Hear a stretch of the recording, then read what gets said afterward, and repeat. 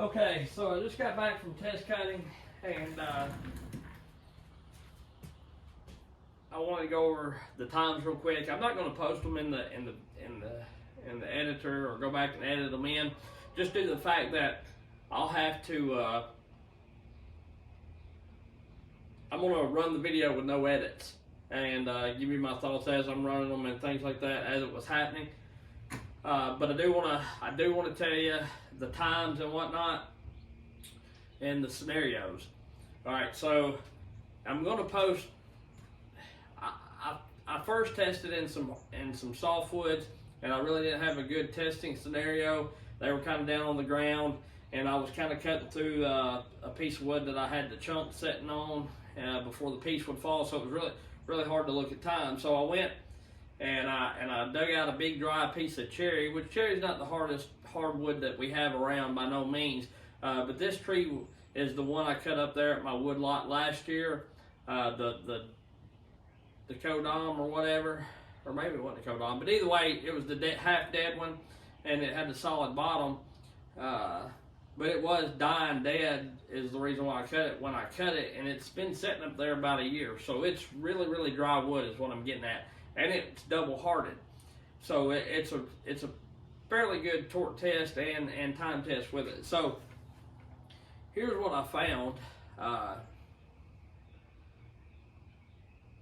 Okay, so I didn't have the 500i to test because I've got rid of both of my 500i's. As much as I like them, the 500i did sell. The Ripsaw 500i did sell. They have great torque and they have great power, but they're just terrible on fuel mileage. I used more in one day making a few cuts on that tree than I had on the whole job using the Husky saw. So nonetheless, and the Husky saws are just smoother. They are, I can't help it. You know, I know Stihl's come a long way, but they're just smoother, and I feel like they have better spring mounts. They're stiffer. You know, the 500i, to get it not to feel like a noodle, you got to buy suspension kits, and you got to put a lot of money in it. It's a high dollar saw. And here's what I want to tell you. The 572, if you have someone that knows how to port them, is more than enough saw to do what most people need to do. Even logging around here, you know, I'm fairly certain that every 572 I got will dang near hang with that 592 in average size wood. You know, the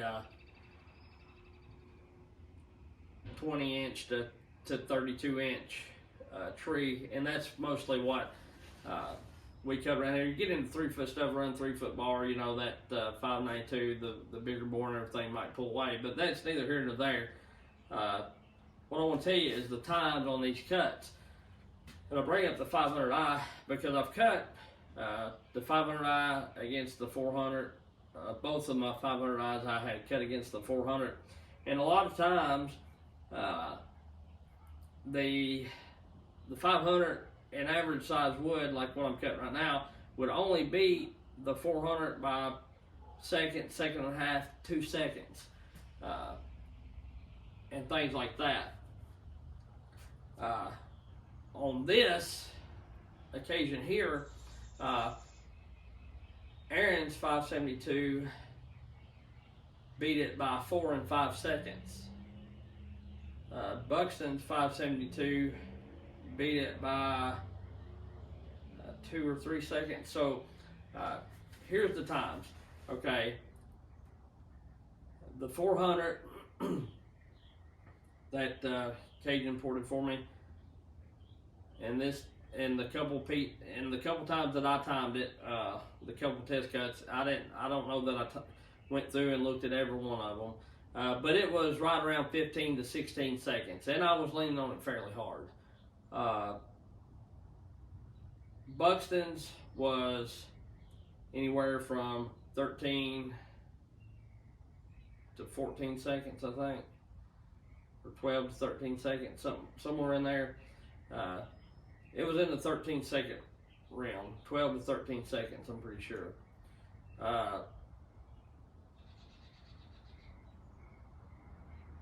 Aaron's 572, one of the fastest cuts I got off it was 10 seconds. Timing it off the minutes on my camera or whatever, you know, and I don't know if it goes by frames per second or whatever it may be, but that's how I time everything anyway. So it was 10-11 seconds here or there. Buxton's I think was 13 to 14 seconds. The 400 was 15 to 16 seconds. That's what it was. The 462 that Cajun ported for me was right around 10 or 11 seconds. But it was also running a semi-skip chain,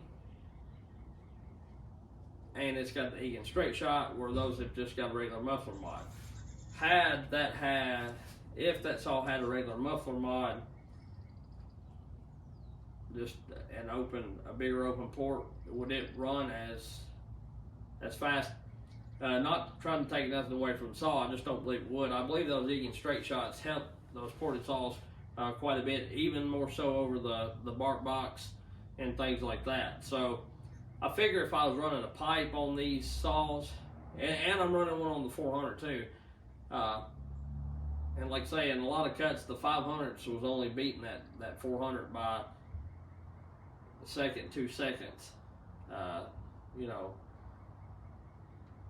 And oak that was not much bigger, or not much smaller than what I was cutting there, so it might have been 3 seconds at the most. So what I'm getting at is if you take all that, and I have seen times where that 400 would hang right with the 500, be even closer than that. So what I'm getting at is the 572 that Buxton and Aaron ported are working really well. I'm going to close up the hole on Cajun's, and we're going to go back and retest them. Because a lot of times I'm doing these tests back, you know, way back yonder. Some of the saws probably was not broke in well enough to be testing, and the 572s and whatnot don't have as much time as the 400. And I'm not taking nothing away from that 400, because to me, if you can get it to run right with a 500 like that, it's really, really good. So what I'm getting at is all these saws are really, really amazing. And I didn't time none of the 592. If you want to, you can look at it, and you may come up with a little different times. That's just ballpark what I'm getting at. Either way, I wasn't even going to time them, but I was kind of curious, and I know probably Aaron was a little bit curious, because he's been trying to find a way to get more out of the 572s to make them run like the Stihls run. And, you know, no lies, from the factory, sometimes I think the Stihls have just a wee bit more torque, and they're not lacking far behind on chain speed. So, you know, it is what it is. But really, all the times and everything really don't matter unless you're racing. The main thing is the performance of the saw, as far as comfortableness, fuel mileage, to me, lightness, and things like that. And earlier I weighed the saw, which the 462 has the half wrap or the full wrap, where the 572 has the full wrap.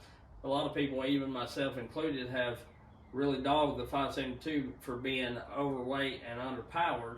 And I think stock it is, but if you can find somebody like Aaron or Buxton or Cajun or somebody like that to port them to get some more power, they're right there. Porting them, you know, they're right there with that 462 or the 400, or even beating it rather right there with the 500, and so that makes that weight a little better. And plus, then you get the smoothness, you get the fuel mileage, and the cheapness of the Husky. One thing about Huskies is if you wait to find a sale or a really good deal on them, you can buy these things cheaper than what you could used to buy a 372 X torque for. You know, the reason why I have that 592 now and that the 572s are due to the fact that I bought that 572 from Buxton straight off his website, ported and everything. It was right at $1,400, I think it was. And so, you know, for a Ported Stihl, that's not terrible. That's really, really good.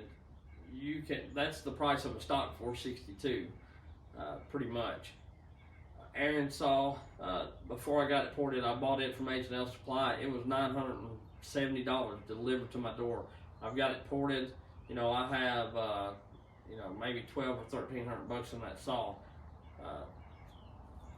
That's dang near what a stock 400 costs. Okay. The 572, which I'm fairly certain would beat either both of the 500 bills, or be right there with it, hang right there with them, in average size wood. The 500i is $1,600 something, and if you order it, you know, as high as $2,000, depending on where you get it, who you have ported, or you can have over that in it. By the time you get the suspension upgrades and the clutch covers and all that kind of stuff, and then you got a really fancy looking, good running, gas drinking saw. And you know, I have nearly $1,000 less in the 572s, you know. And then on the 592, the reason I got it, H&L Supply is running a sale on, and Thomasville of North Carolina, Husky or something like that on eBay was running a sale on them things as well. I bought that 592 for like $1,189 or something like that, or $1,159. I don't know. But that's normally what a stock 572 costs if you go to a box store, or, you know, that's cheaper than a 462 and a few $100 cheaper than, you know, the 500i and the 661. So that's what I'm getting at. But anyway, the guy's here to get us all, so I'll holler at y'all later. See ya. I'm going to just go straight down. I'm going to apply steady pressure.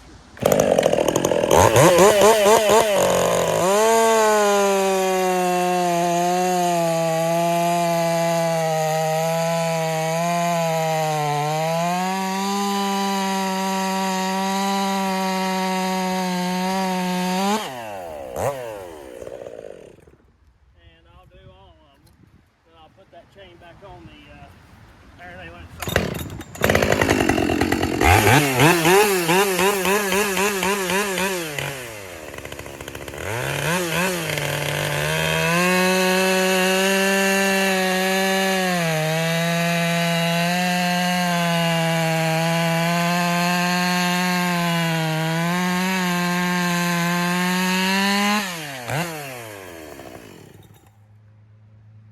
Let's push a little harder on the 400, I think.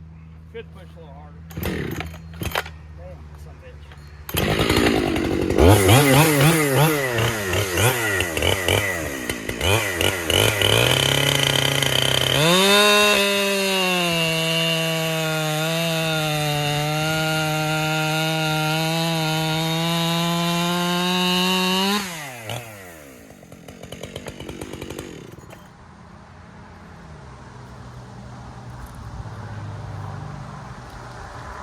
Take it straight, borrow the 400, put back on there and saw, and we'll see what we got here.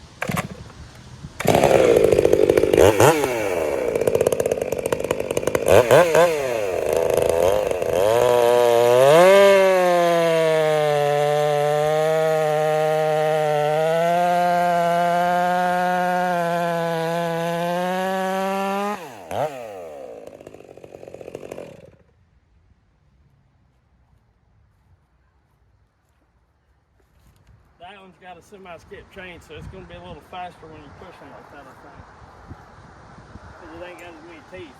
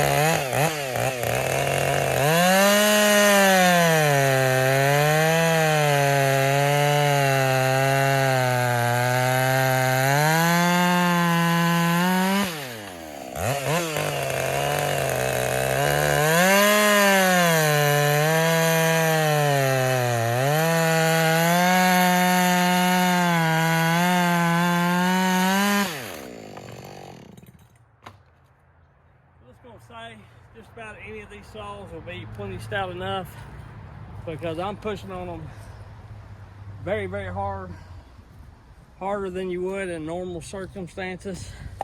There's nothing wrong with a single one of them. We'll do a little cutting scenario with them and check it out and see. Here's the Buxton saw.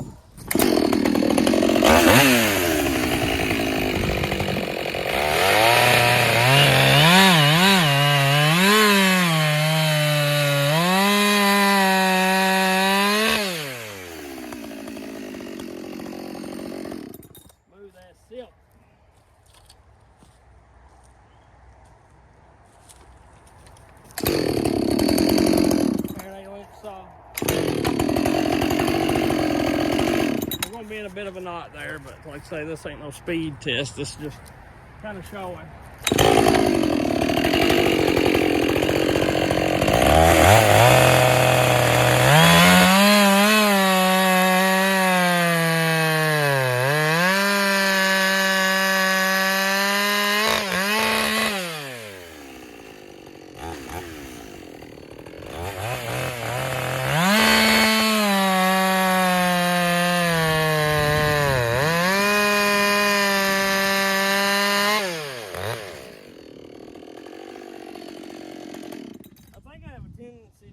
This harder because I can, honestly. And that steel chain I found is a little more aggressive than the C83. Big gnarly bastard ain't gonna start.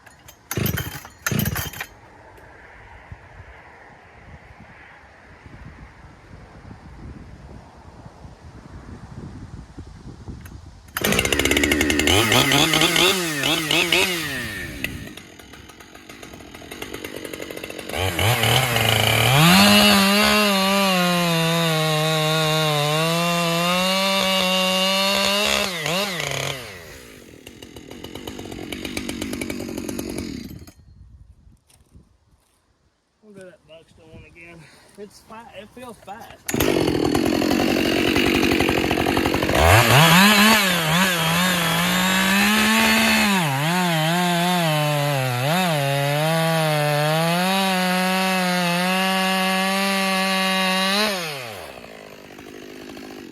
wood got bigger or tougher one. That's why it felt so fast.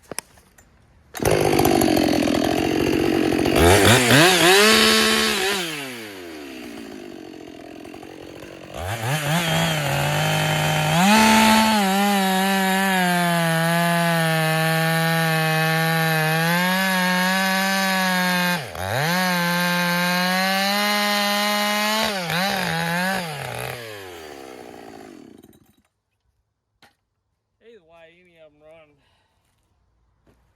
really, really good. And quite frankly,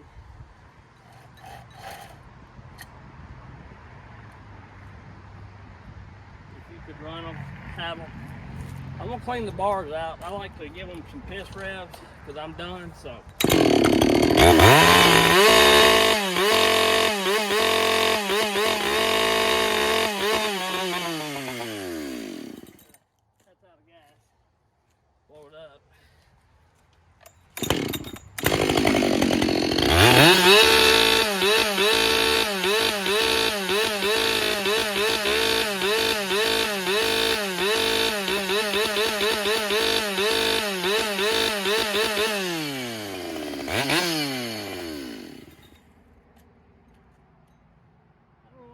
oiler sitting on that, but whatever it is, I think we need to, well, Aaron's might be low or out of oil.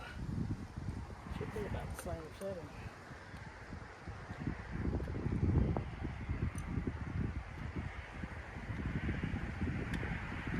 Anyway, I'll tell you when I get back to the shop. I want to show you the difference in the oiling of a Stihl and a Husqvarna, really.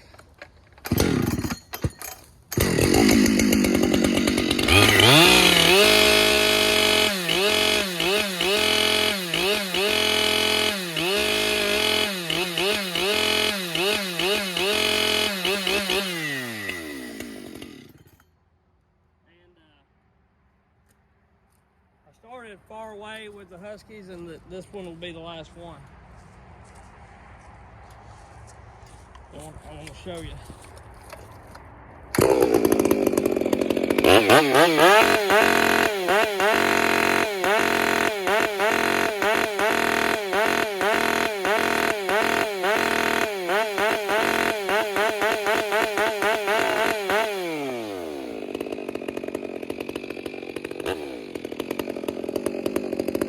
I've got the oiler opened all the way up on that on the Stihl, and I've got it about 3/4 on the Huskies, and you can see it right there, plain as day.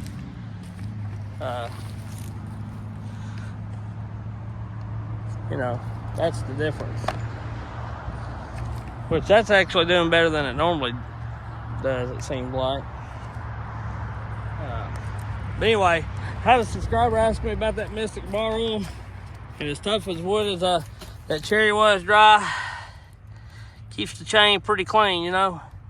They're a little dirty, but they're not burn up dirty, you know. Of course, that's dry, hard wood. So, all right. Anyway, I'm gonna get out of here. I'll catch y'all later. I appreciate you, and that concludes my testing.